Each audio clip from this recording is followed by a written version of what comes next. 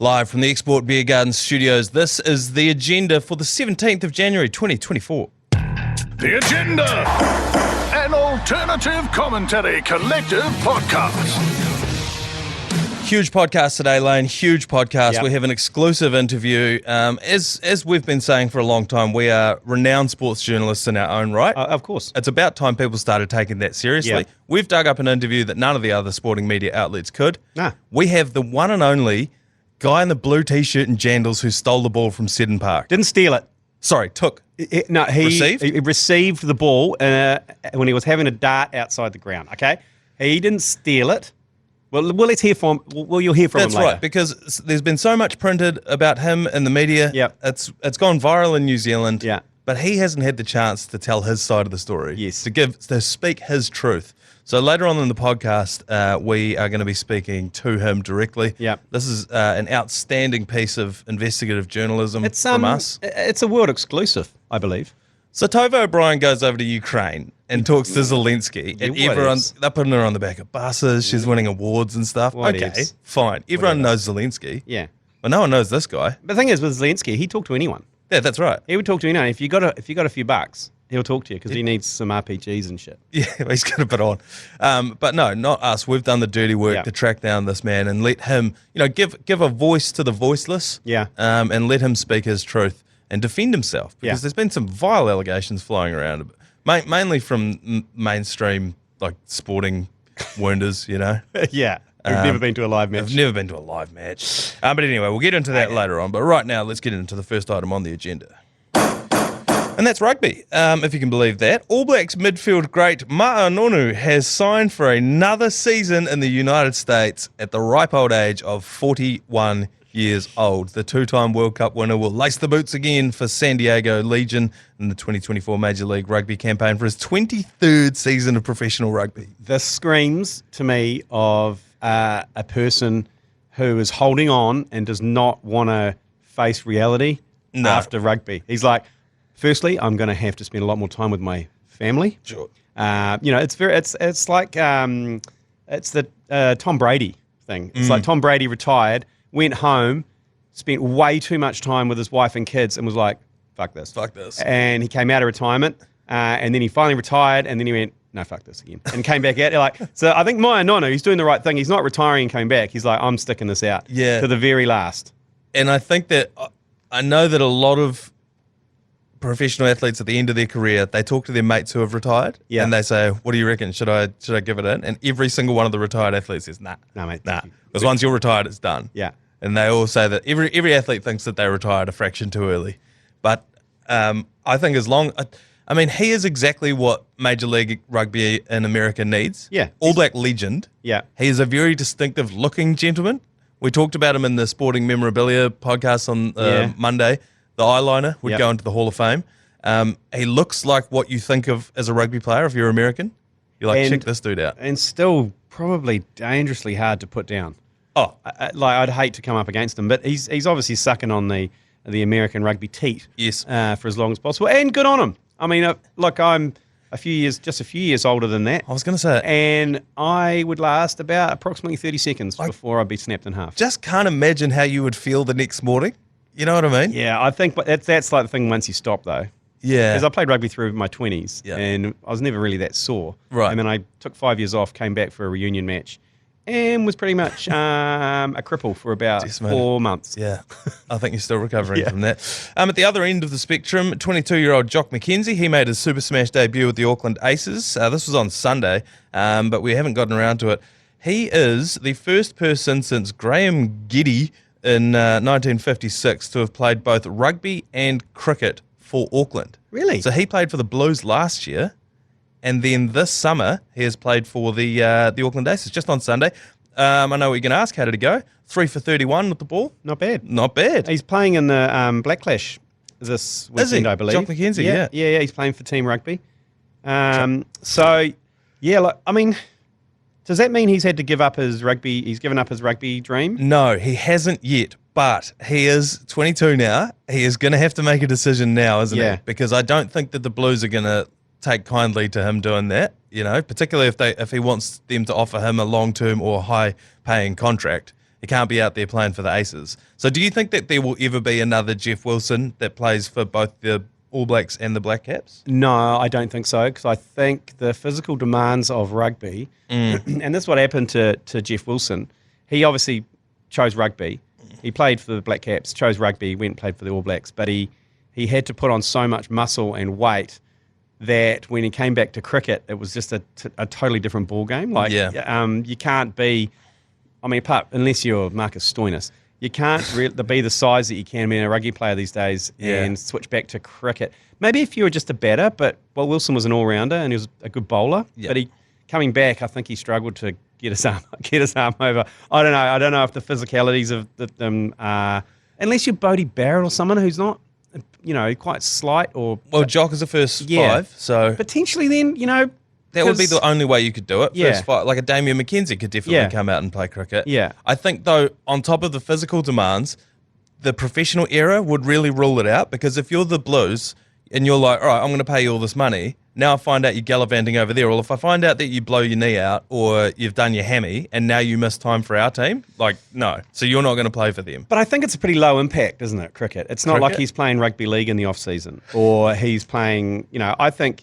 I'd be more scared of people playing summer touch than playing cricket. You know what I mean? That's when you're going to do a knee or a hammy or whatever. Well, then how about think of it on the flip side? So, I mean, obviously he's a long way away. He's just made his debut in the Super Smash. But if he was to get a contract with a central contract with New Zealand Cricket for the Black Caps, they're going to be like, no. Absolutely not. You're not playing Super Rugby next year. So, yeah, I just don't think that, because this was asked to him by one of the TV reporters last night, like, do you think you'll ever be a Jeff Wilson? He's like, relax, I just started Super Smash, Totally. But also, he was just like, I don't think anyone will ever do that again. Yeah. And I think we've both sort of explained why. But if you were in Jock's position, which would you pick? Because at the end of this cricket season, he's going to have to make a decision, isn't he?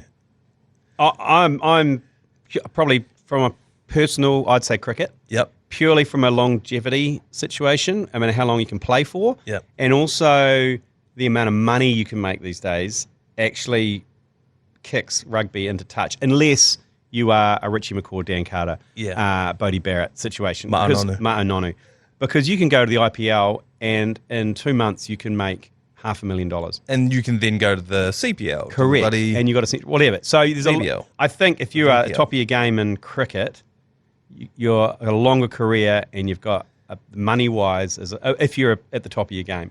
It also seems like a very chill career path. Oh, yeah. They are essentially professional golfers who every now and then have to go and play cricket. And when you're a bowler, I think it's a bit different. I think you actually genuinely have to be an athlete and be fit to be a bowler in international cricket. It's a lot of running. Yeah, you're running a lot. You're putting your body through some weird angles, and cricket is weird. Yeah. You're not supposed to be doing that with your body. Now, you see it with particularly the shotgun fast bowlers, Lockie Ferguson. Shane Bond's career is a great example of that. Sean Tate, the chucker. So, look, I'm saying Jock, a good North Shore boy as well. I'd say go the cricky. Yep. Go the cricky. You might be suffering a little bit in the Super Smash for the next couple of years, which is not as sexy as, say, the Blues playing the Crusaders in front of a packed house down in Christchurch. Playing on the B field at Eden Park. Yeah. But he's obviously got the skills. He's only 22. Yeah. Stick to that, mate. I think, go for the cricket and just be a bottle cap question of name the Auckland Aces star who once played for the Blues. I reckon that's the career for him. Sticking with the Blues, Patrick Tuipulotu is succeeding or replacing or resuming his captaincy of the Blues. He's taking it off Dalton Papali'i. Reckons it was amicable. Do you think that that's ever amicable when money's involved in a professional athlete? Does the captain get more money? Not more money, but I feel like more opportunities if you say that you're the Blues captain. Yeah, right. Don't you think that's a better career move? But he was the captain before Papa Don't Preach. He was the captain. And he went away for a sabbatical? He did, to Japan, and then he came back, got injured, so he missed the World Cup. So, look, if I was Papa Don't Preach, he was captain before. Yep. He was away. Yeah. Papa Don't Preach is in there. To Evan Charlton came back. I don't think there would be any animosity. You'd also know in the locker room, Yeah. As soon as he came back, you'd be like, oh yeah, no. Yeah, you're captain. Yeah. And do you know what? Being the captain's do you want to be captain? I don't know. I don't. It's actually not that what cracked up to be. You got to do all the media. Yep. For a start, which can be a ball ache. Got to talk to the ref. Got to talk to the ref. You know what I mean? A lot of people just want to focus on playing. Yeah. And I think Papali'i's one of those ones that captaincy is probably nice, but not having the captaincy and just go and fold some cunts would probably be his focus. Yeah. So I don't think he's going to be. I think whatever anyone's trying to drum up any sort of storyline. I think it's bullshit. Yeah, well, that was just me because no one else has done that. Was it just you? Yeah, it was just me. Okay, right. Yeah, I'm just trying to drum up a bit of a storyline. And just finally on rugby, a bloke by the name of Louis Rees Zammit has stunned the rugby world by announcing he's quitting Gloucester and Wales to pursue his dream of playing in the NFL. He played for the Lions as well. He's got a couple of caps for them. 22-year-old winger, widely considered one of the most exciting prospects, blah, blah, blah, blah, blah. He's going to go and try his luck at the NFL. Nobody has been successful in this. Jared Hayne was the closest. Ooh. He came the closest to that. Is he still doing porridge? He He's inside, eh? he is. Yeah. For some reason, whenever you look at like greatest NRL seasons of all time, you look them up and you're like, I feel like he had a good 2009. You look up the records, can't find anything. Benny Barber, 2012, no, can't find anything. Valentine Holmes tried it recently. Tried going into the NFL, still couldn't crack it either. I just think you have to have grown up playing that game because it's such a bizarre sort of game to play. And you got to remember, it is America's national sport. Yeah. Like, there are like literally millions of people vying for that same position. And they've done it their entire life. Correct. And they've got all the contacts through college, for everything else.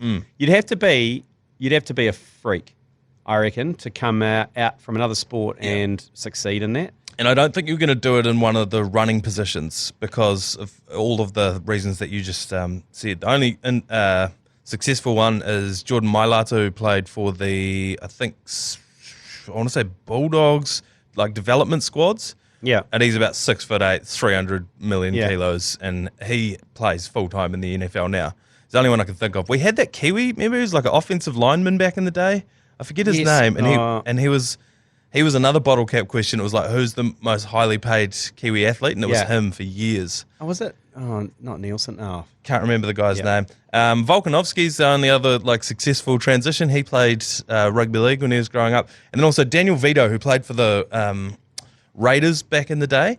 He is now a WWE wrestler under the name Zion Quinn, which is one of the more interesting... Zion Quinn in the WWE used to play in the NRL. Ricky Ellison is that his name? Yeah, that's the one. That was our our most famous export was Ricky Ellison. Yeah. I like, God bless this kid trying to make it from Wales. Great Welsh name, Louis Rees Zammit. Yep. One of the greats. Powerful.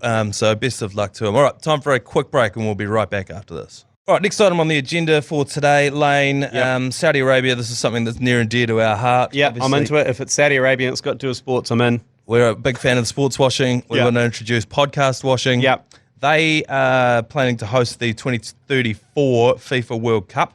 And as part of that, Saudi Arabia has revealed designs today for a high-tech stadium.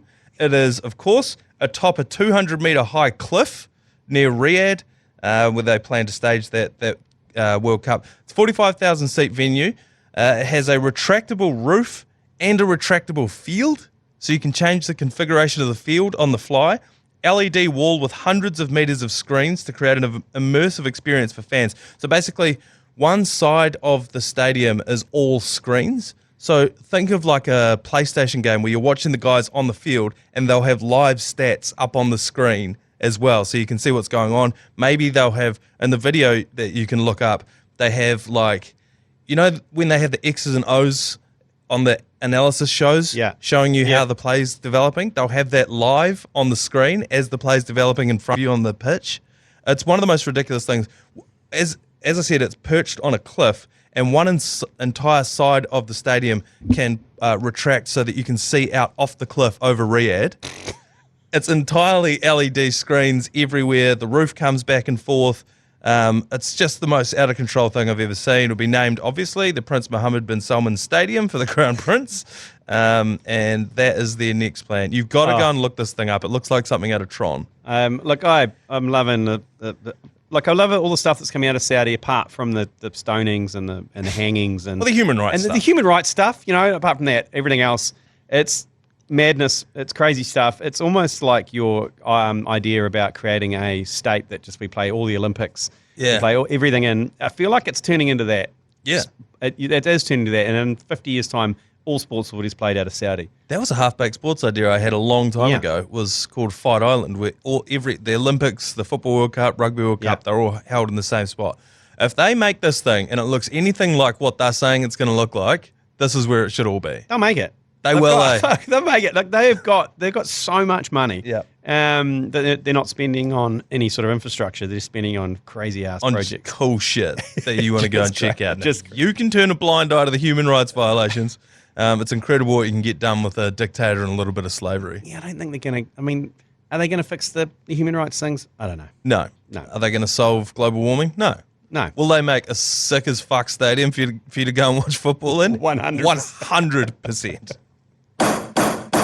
All right, I want to take you back in time a little bit here, Lane. It's the second T20 in Hamilton. Yep. Ben Sears steams in to Barbara Azam on 28 at the time. Yeah. He gets down on one knee, slogs it through the tree just past the KFC bucket. Yes.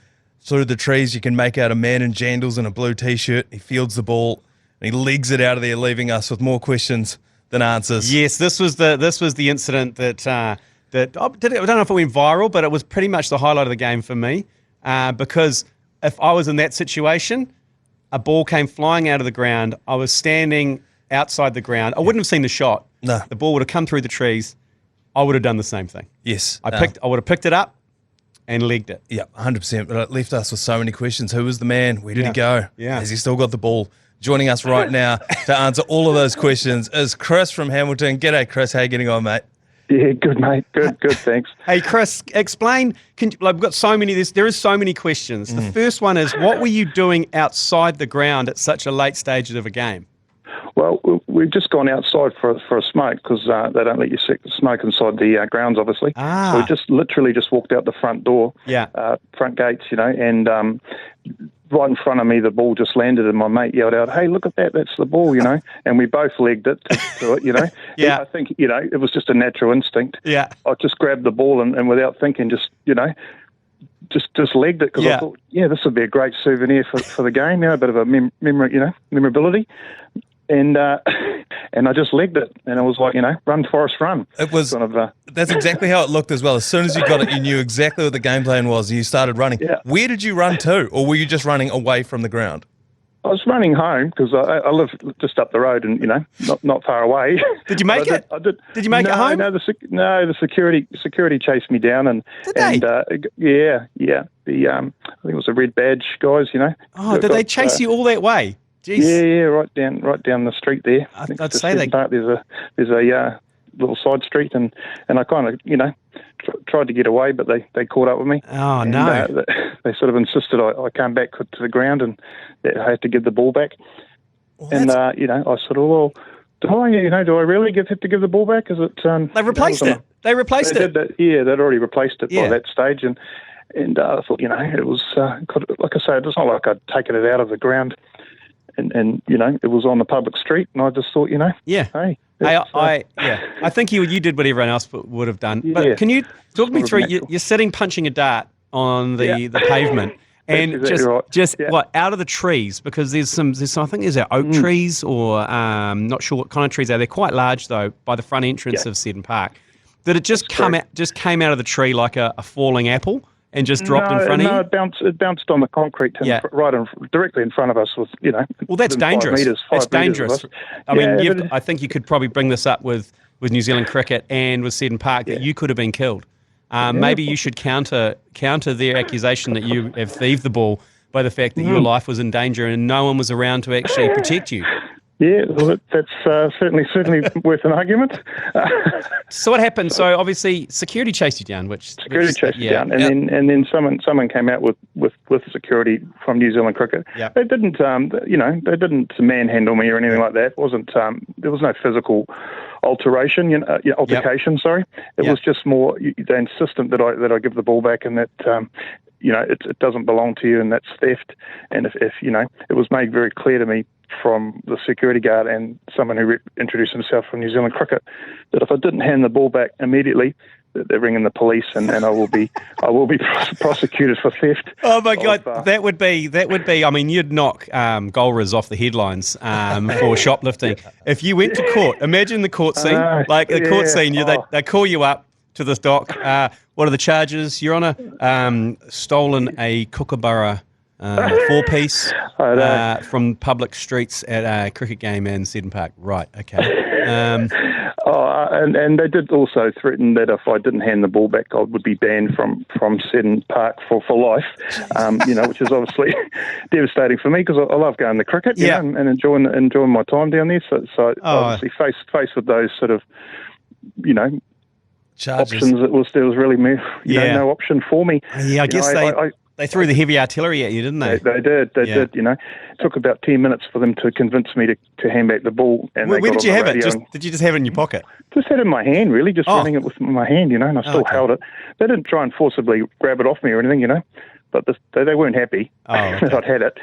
And then basically when I said, what happens now? And they said, well, we're going to contact the police and you'll be arrested and charged with theft because the property is owned by Seddon Park. Oh, you're a good honest man, Chris. To be honest, to give that back, because I would have gone in front of the court just for the hell of the charge of stealing a cricket ball. But anyway, you're a great New Zealander. In hindsight, I wish, but at this stage, I had no idea that I'd been, caught on camera and things like that, and things you see. So it wasn't until I got home later, and because after I did the right thing and handed back the ball, that they said, don't let that guy back in. He's not allowed back inside the ground to watch the rest of the cricket game. Oh, that sucks. Unruly behaviour. Oh, you did the right thing.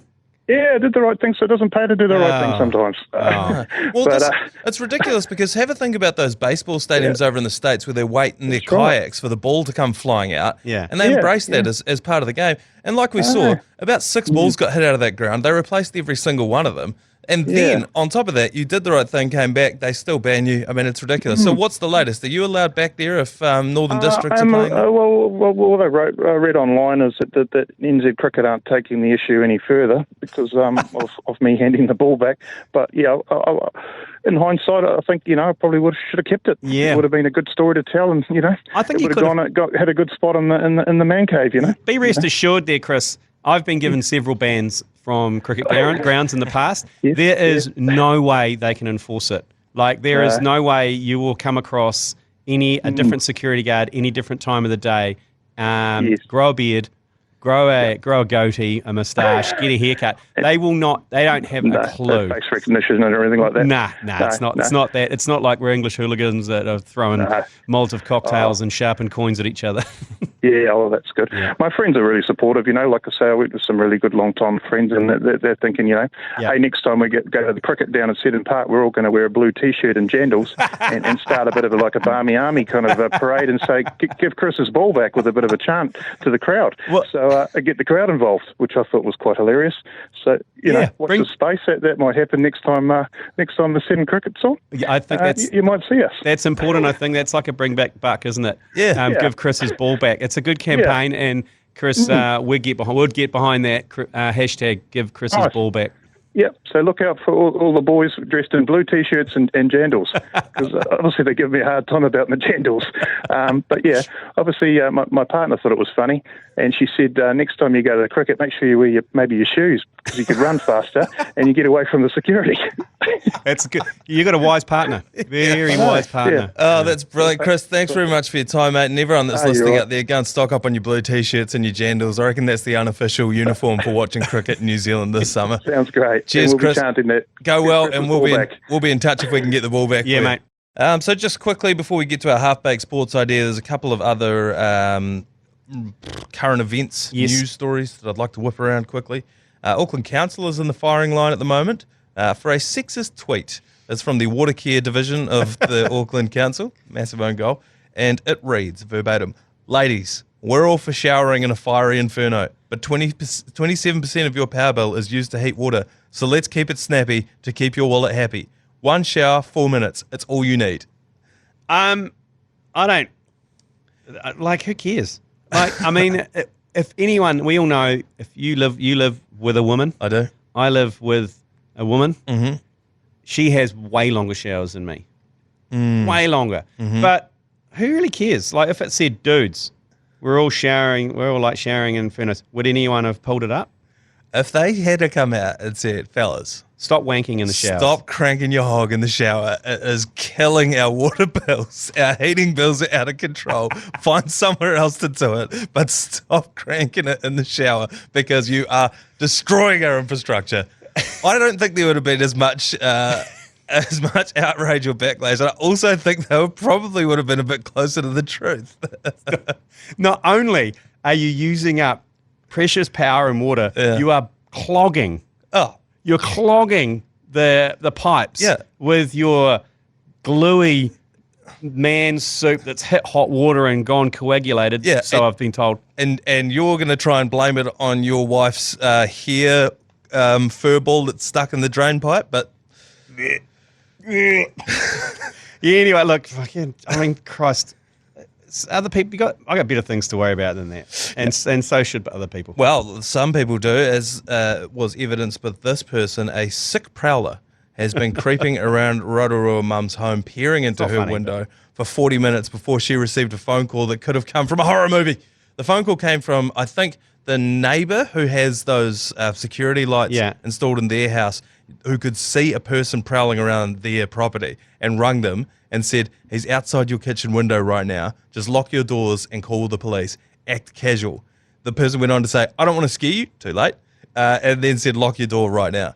Is this the most terrifying story that you've heard in a while? But I've seen the footage, the next door neighbour, where he's got his pants kind of halfway down his knees, and he's not having a shower while he's choking the hog. Well, he's saving water. He's saving water. He's certainly saving water and infrastructure, but he's doing it on someone like.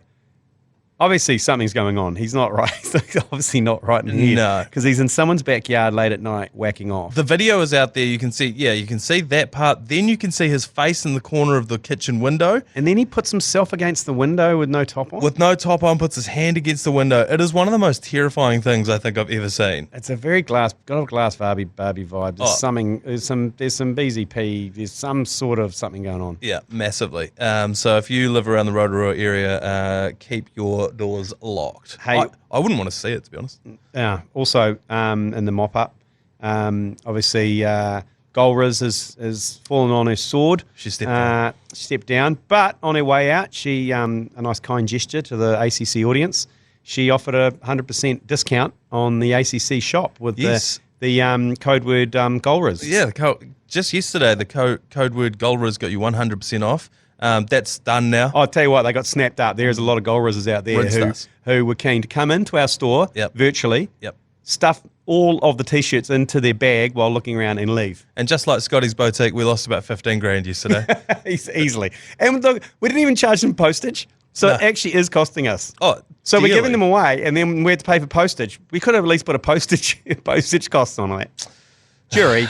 Anyway, and one final thing, it's not on the rundown, but I just wanted to address it with you. Erik Spoelstra, he is the second longest tenured coach in the NBA at the moment. He coaches the Heat. He was negotiating a contract extension for about $150 to $200 million at the same time as he was negotiating a divorce from his wife. Now, the franchise knew about this and waited for the divorce to be finalized before ratifying the contract, so his ex-wife doesn't get a cent of it. This is high-level stuff from the Miami Heat. They always talk about Heat culture being the defining difference of the Miami Heat, and everyone's like, what does that actually mean? This is what that means. This is what that means. The guy's going through a divorce. He's got about $200 million coming to him. We're going to wait it out. And as soon as he signed it, then he gets the $200 million. So that is brilliant stuff from him. All right, now, just because it is a Wednesday, we do have another half-baked sports idea. So we're going to go to a quick ad now, and we'll be right back with another half-baked sports idea. Half-baked sports idea.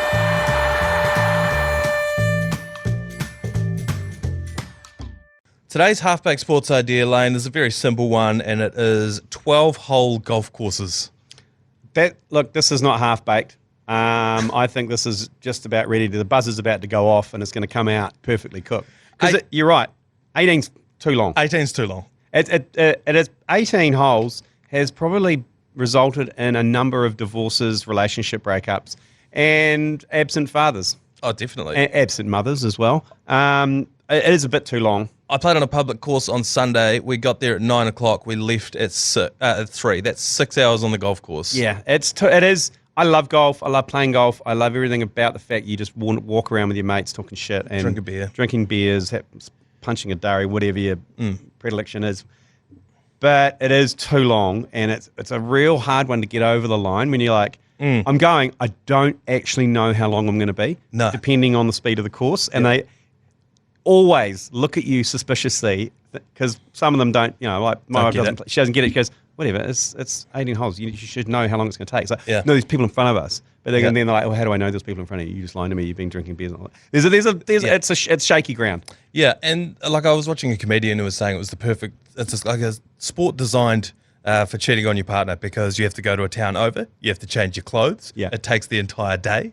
You know, it's true. Women can't come with you. Yeah. Like, but it's also the time thing. It's just it's bullshit. So I'm organising a stag do at the moment, and I've done this before where golf's often part of the stag do. Yeah. 18 holes far too long. Yes. Even 9 is too exhausting for a stag do because by the time you finish the 9, you're all buggered, and then whatever the next event is, like it's a bit. So you always end up playing 6 because you're like, we want to play enough golf that we played a bit, but we don't want to get tired. Yeah. Well, the 6 holes is the chasing the fox format. We played that, and that was ideal for me. Yeah. We had to work afterwards. Wasn't too tired. Yep. Wasn't too rinsed from getting punished by the sun. Yep. It would take you just over an hour, probably maybe around an hour and a half to do 6 holes. And I know what you're thinking at home. Why not just play 6 of the front 9 if that's what you want to do? Because I have to pay for the whole 9. And also, hole 6 is usually about a kilometre from the clubhouse. That's right. So redesign them so that they come back past. Now, if you're a sicko and you want to play 18 or you want to play a tournament or whatever, just play the front 6 again. Yeah, or go to a special course that has a punishing 18 holes. I think there should just be courses that are designed for your 6 and your 12. Yeah, all public courses should be 12. Yeah, 6 and 12. Yeah, the option of 6 and 12. But we also, on that topic, we have the ACC Opens are back this year. Yes. And they are 9-hole 3-ball Ambros. So that's all over in like an hour and a half as well. Yeah. And there's still places available. We're at Windross this year in Auckland. Awesome. At Windross Farm. Yeah, that is an awesome course. There's still some places available. Text golf to 3236. We're also down in Wellington at Shandon. There's a few places left there. Only a few, so get in quick. And then we're back at Harewood in Christchurch. So these are good times. We're kind of changing a little bit. Like when you depart, we're going to give everyone a box of beer. As opposed to having drinks on holes. Yeah. Because for some people thought that they went a few holes without beers. It's like we're going to put the responsibility on you. Yep. And put the beers in your bag. You carry them around, you drink them. You'll ration them how you will. Yeah, you'll have one every second hole. You'll be done. So that's the plan there. Activations at each hole. It's for Movember. We've got Leader NZ there. We've got Export. Wilson providing drivers for prizes. We've got. I need a new driver. We've got Hallensteins on board who are going to be our official clother of the ACC this year. So we've got official jackets to give away for the winning team. It's pretty mean. It's a good time. Yeah. Those of you who have been, it's a bloody good time. They're in March, so you've got a bit of time to plan. They're on a Friday. But not too much. Not don't too leave much. It too late. Yeah, don't leave it too late. They're on a Friday, so get into it. Text golf to 3236. You'll get a link to that. Brilliant. Yep. All right, that'll do us for today. We'll be back tomorrow. Oh, no, just before we go, actually, Lane, I understand we've got a TAB Game Day Good Punt to put on for today's cricket. Yes. By the time you're listening to this, it may be a little too late. But I mentioned it yesterday. I got a vibe. It's a small ground in Dunedin. I'm going for a Pakistan victory. Ooh, so I know, treasonous. I know it's treasonous, but there's just something in there that if a couple of their batsmen fire, they bat first.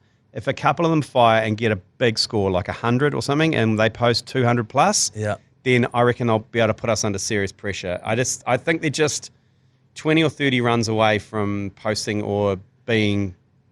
They're a good team. There or thereabouts, yeah, and that's my prediction. And I agree with you because there's a couple of factors. Obviously, Kane Williamson's out. There's a lot of change in our team. I think Lockie Ferguson's back in, which means Sears is out. Yeah. I would also say that a team facing elimination, if they lose this, that's the series. Yep. They're playing for a little bit more, and I know that shouldn't really factor into it. These guys are professionals, but it just does. Yep. When your back's against the wall and you need to win more than the other team does, it just is worth something. And they're paying $230 for the win. Okay, so that's juicy as well. Yeah. So that's why I've gone with Pakistan. And not that I want them to win. I just have a feeling that this could be the game where they've had a bit of time in New Zealand. Yep. Got used to the conditions. You saw in Hamilton how dangerous Fakhar Zaman and Babar Azam are. Yep. And you got that opener who got him out cheaply Yes. You can see what he do in Auckland. You know, I don't know. The Karachi wheelbarrow. Yeah, the Karachi wheelbarrow. He's gonna fire as well at some stage. So we've got a $100 bonus bet Yep. on that at $2.30. Yep.